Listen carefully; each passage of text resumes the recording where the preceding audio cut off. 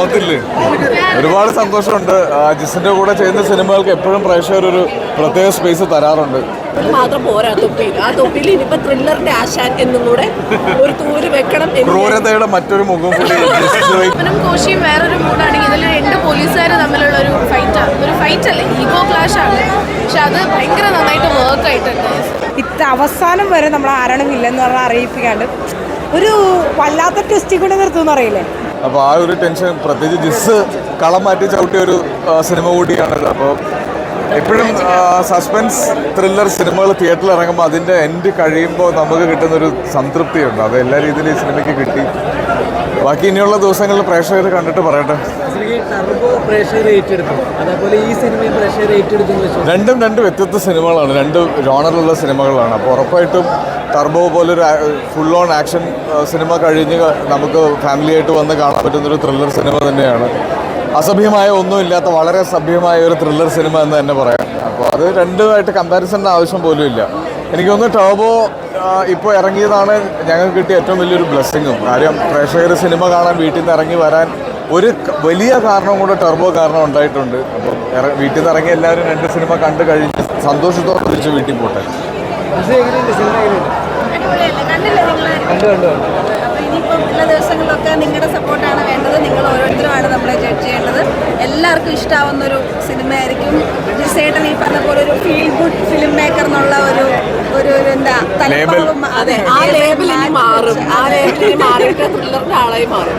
അപ്പം ഇങ്ങനെ ഇത്രയും നല്ലൊരു ടീമിൻ്റെ കൂടെ ഞങ്ങൾക്ക് വർക്ക് ചെയ്യാൻ പറ്റി. അതാണ് ഞങ്ങളുടെ ഏറ്റവും വലിയ ഹാപ്പിനെസ്.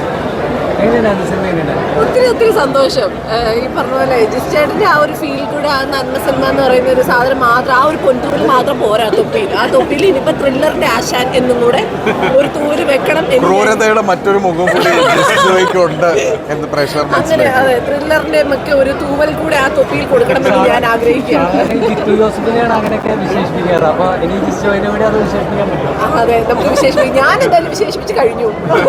ഇനി ബാക്കി ഡയറക്ടറുടെ വേഴ്സ്റ്റാലിറ്റി അത്രയും കാണിക്കുന്ന ഒരു സിനിമയാണ് തലവൻ. പടം ഇറങ്ങുന്നതിന് മുമ്പ് ഒരു ചോദ്യം ഉണ്ടായിരുന്നു, ആരാണ് തലവൻ?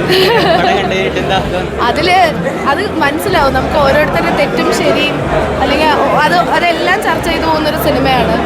ഭയങ്കര നല്ല സിനിമയാണ്. മറ്റ് പോലീസ് സ്റ്റോറികളിൽ നിന്ന് എന്തെങ്കിലും ഡിഫറൻസ് എന്തെങ്കിലും? ഇത് ഭയങ്കര ഗ്രൗണ്ടഡ് ആണ്. ഇത് അവരായിട്ട് ഹൈപ്പ് ചെയ്യാനൊന്നും നോക്കുന്നില്ല.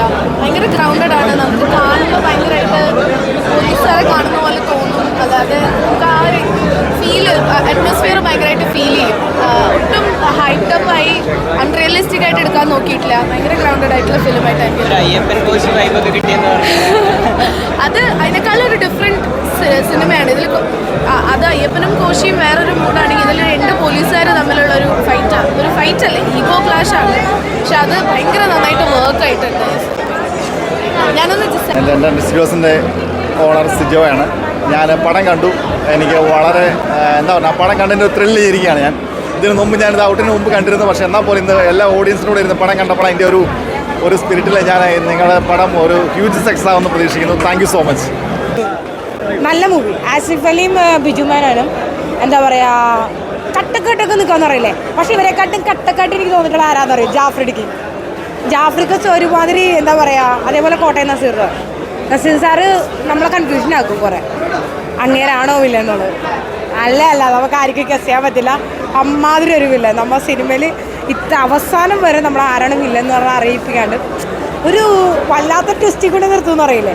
ഇനി സെക്കൻഡ് പാർട്ടിന് ഞാൻ ഉണ്ടാവും, തീർച്ചയായിട്ടും ഉണ്ടാവും. ഫസ്റ്റ് ഷോയിൽ തന്നെ ഉണ്ടാവും. പിന്നെ വീണ്ടും പോയി കാണാൻ, ഒറ്റ പ്രാവശ്യം കണ്ടോടുകൂടി ഈ കഥ തീരുന്നില്ല.